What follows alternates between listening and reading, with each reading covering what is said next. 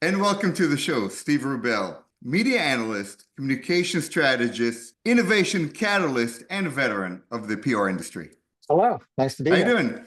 Awesome. Steve, there is a battle, and the battle is for attention. We are living in a fragmented period where nobody's watching a single screen. Everybody's double screening, triple screening on their iPads, on their phones.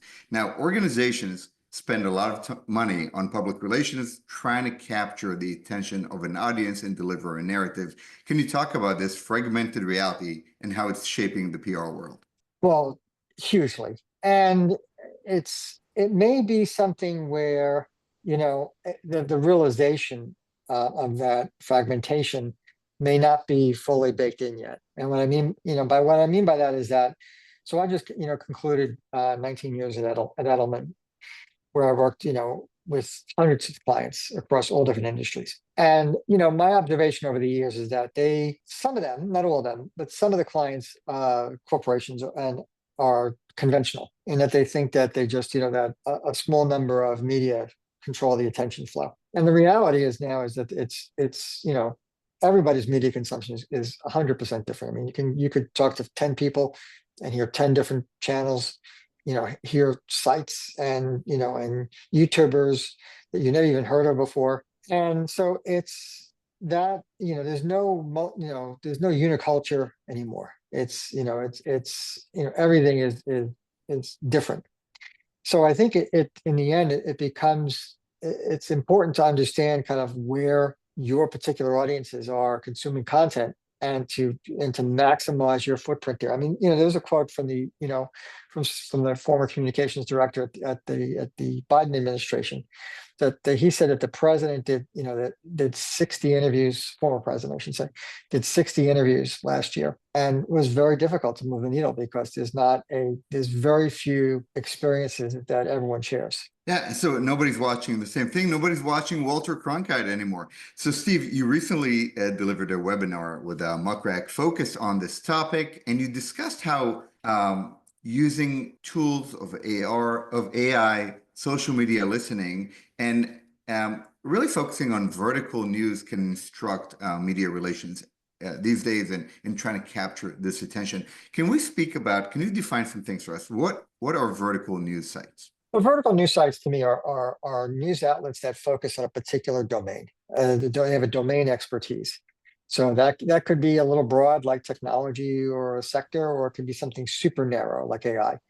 It's unlike, say, a horizontal outlet that covers a lot of things and tries to be many things to many different people.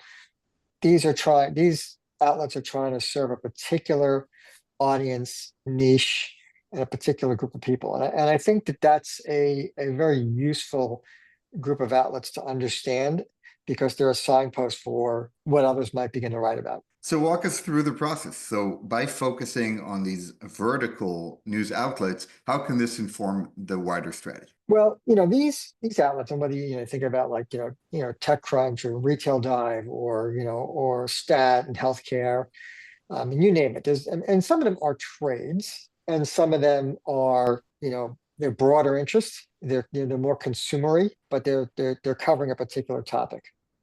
And those people who are on the beat there, they know that industry or that sector or that topic better than anybody else. And yes, there are writers at wider publications at the Washington Post or the Wall Street Journal who are covering food, for example. They're covering tech, but there are fewer of them often at that, or they're producing less volume of stories, I think is the better thing to look at. Then they might be, even if they're writing one story a day, an outlet like TechCrunch could be writing 30, 50, 100 stories a day.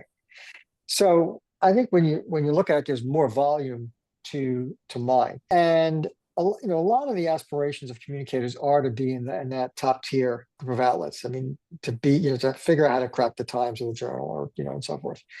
And, I find that so they have a need to understand an industry and a sector, and people and communications professionals do that really well. But the analytics, I think, to me, are just invaluable here, because if you can mine what those vertical sites are writing about and understand that and see how that's changing over time, and not do so in a superficial way where you're just counting up 10 blue links, and looking and reading, but actually quantifying patterns that are often hidden to the naked eye, you're going to be much more successful at a couple of different things. One is, obviously that group of outlets and knowing how to crack them, understanding how to crack, to take something that's from those narrow outlets and bring it up to a larger group of outlets, more that have more scale, but also using that as the backbone for an executive visibility platform, for an overall corporate narrative, a thought leadership program, a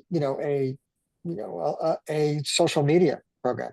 So I think it's using all of those, that as a kind of an indicator, as a ground to start ideating around what you might do and expanding upon it and tracking it over time. So I think it's an untapped resource. And I worked in partnership with Muckrack. I'm a huge fan of their product, and there's just a lot there that can be mined to understand that. So let's give an example. We're both wearing, I think you're wearing a I'm Nike. wearing Nike, yeah. I'm wearing an Adidas right now. Let's talk about the retail sector. So we're going to throw a visual on the screen. This shows kind of the topic modeling around, or the listening around the conversation about retail. Can you walk us through this data and what can we learn from it?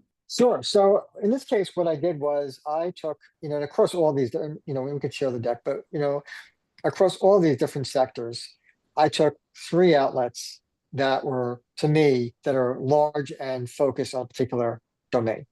So in the case of the retail, I looked at Retail Dive and Retail Wire and Chain Storage.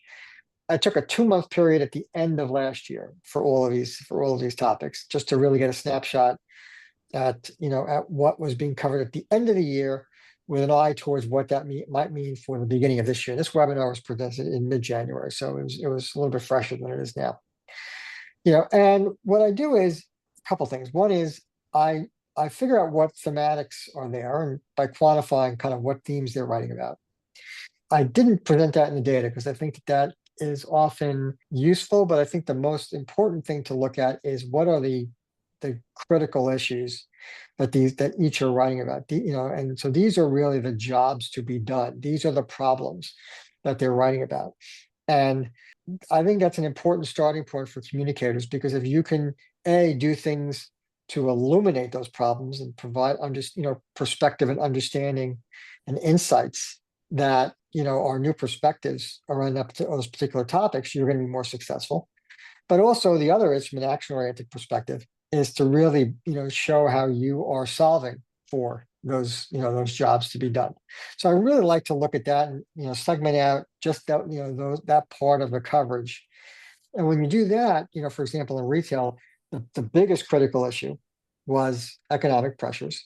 And when you drill into that further, it's impact of inflation and consumer spending concern, prices related to that.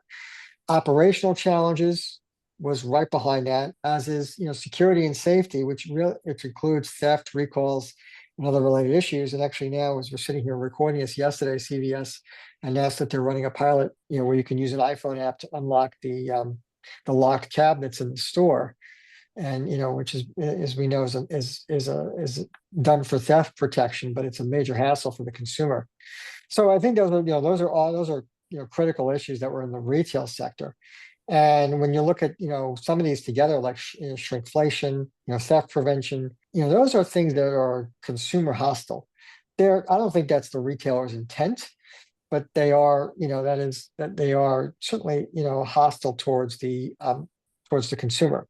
So the idea here is to say, okay, look, these are the jobs to be done. These are the problems that are being written about. These are the things that, if we're a corporation, we should be thinking about how we're addressing those, and see if we have a good story to tell about that. Or do we do something through our own data, through our own resources, through our own executives, that provides a little bit more perspective around what those topics mean, what those issues are. Let's take one example. Yeah. So if you're working with maybe the CEO of CVS or Walgreens, you can help take these insights and inform either their communication, their earning calls, their strategy for that, and so on. Is that correct? Yeah, absolutely. It's to say, how do we And that's one signal set. There's many. I mean, you know, you Mhm. mentioned social media listening, which I don't do, but certainly that's that's another bucket of data that can be mined. And you look at a lot of different things. You look at, Wall Street sentiment you mentioned. But yes, absolutely. And say, okay, if these are on the cusp of being really important and are going to continue, we should be thinking ahead of these. Absolutely. All right, awesome. And in some cases, these issues are not covered by mainstream outlets yet. Some of these are, but some are not. And so it's how do you begin to, to replicate those and elevate those in other types of outlets that are, that are have more scale, that are more horizontal with your messaging and importantly your solutions. Steve, let me see a question. We mentioned social listening. In your presentation, you were talking about listening to these vertical outlets. But let me present that question. Why bother listening to the media? Why not go straight to the people? I mean, we have tools just Certainly. like, Talkwalker, Brandwatch, Sprinkler. What's the Yeah. advantage of going to the media first? Well, it's not an either or. I mean, I'm not saying it's an either or, it's an and. And so Mhm. you need both. I mean, my particular focus is on the media because that's just where, even when I was doing social stuff, many, many years ago, my interest in it was really in the overlap between kind of the social channels and the media channels. And there are tools out there too. I mean, I'm a big fan of a company called NewsWhip that does really looks at the intersection of social media and news and really look at kind of what types of content published by news sites is performing well. And they have, I think they look at X and Facebook and Instagram and Snapchat. I'm not sure if they look at others. So I think it's an and. In my case, I just stuck to my knitting and what I know well, and so I'm not necessarily advocating for only looking at the news outlets. I will say that I think that the social media listening now that we're almost 20 years into it is getting to be very mature. There's many best practices around to do that, how to do that. There's many professionals who have been at it for over a decade, if not more. And so I think that it's established. I don't think that people are mining the media at a topical level. I mean, there's a lot of analysis done for how we're doing versus our competitors, but I don't think people necessarily have built a quantified way of looking at the news media. And it's a signal set that's untapped because unlike social, where it's a lot of armchair quarterbacks, and it's people who are not necessarily experts in the industry. And so yes, the consumer insights is valuable, but you're missing that layer of curation. And that layer of depth in some cases that the media provides. And so I think when you matrix those together, that's where it gets to be super interesting. Yes. That's a really interesting point, Steve. Really, when you think about it, so many traditional news actors have moved to social, and now these news influencers, right? Yes. These Yep. Yep. Yep. journalists, or analysts, right? They speak directly to the people. Correct. In a time when so many younger people, Gen Zers, younger millennials, get their news primarily from Instagram or TikTok, right, or even LinkedIn. Yep. How is this changing the whole dynamic of media relations, right? Hugely, because and because and I would say that sometimes it's very cyclical, right? There's it seems to happen around election cycles, in the presidential election cycle, where the candidate, often the winning candidate, deploys some sort of strategy that either is novel, or is a twist on existing strategies, and it gets everyone's attention. I think back to, I mean, to 2004, and I mean, at the time it was engaging bloggers, and that was completely novel. You think back to 2008. I mean, it was, President Obama's use of social media was chronicled, and that was certainly true in 2012. And then, more recently in this last election cycle, President Trump made heavy use of news adjacent creators, right? People they're not journalists by trade. They're primarily were podcasters and YouTubers, and and working, and gave access to them, and also celebrities too, right? So that when I find that when you talk to clients about that stuff, and I haven't since he was elected because I left Edelman in early December. So it was only a couple of weeks after the election. the clients, they get very excited about reach and scale. And, companies get very excited about reach and scale. And they want to be talking to, the Joe Rogans of the world and, or the Tim Ferrisses of the world. And, Tim is a friend of mine, and I know that he takes very, very, very few CEOs of corporations, very few. And so in his case, he provides a lot of guidance on his side about what types of guests he wants and so forth. But the Joe Rogans of the world, I mean, it's very hard to get those kinds of interviews. I mean, it's rare. So then you start to say, okay, you should be talking to podcasters. You should be talking to Substackers. Well, a couple of things. One is there's not a lot of data there to understand them. It's they can be difficult to find. I mean, you have to, you can certainly go in and search certain tools, but you're not going to have any types of sorting. The audience metrics and data is poor by the nature of those mediums, and so it's a leap of faith for a lot of those companies to talk to those audiences and to put a CEO or a stakeholder in front of a podcaster that potentially has hundreds of listeners, maybe in the low thousands or in the tens of thousands, and not not north of the 100,000 million that they're used to. And communications professionals are often very protective of their executives and understanding that that's a loose format and it's different than what they might be accustomed to. So I think that you're going to see, yes, and there's a lot of interest. People understand that you have to be talking to the creator community. And look, that can be difficult too, because a lot of those creators, they don't want to work with brands in an earned way. It's all paid. Others are, the bar is very high. So on paper, it sounds great. But when you actually get down into the tactics of it, it's, there's problems. And so I think that and what happens is often is that, and then, 6 months from now, people start to forget about what happened during the election, and it becomes a little bit further in the rearview mirror. And so there seems to be a pendulum swing back the other way. So I'm not, I mean, it's the right thing to do, to be engaging those creators, especially in niches. But the reality is that for a lot of corporations, large ones, at least that I was dealing with, that it's hard for them to get over that hurdle and how to do that. Steve, you raised a really interesting point about CEOs and the fact that they're not always so newsworthy to many podcasters and independent media creators. Well, the other way that they can be, though, I mean, they can be, if you're somebody small who you're giving access to, and you're working with somebody that's a medium or large size company, it's huge for them.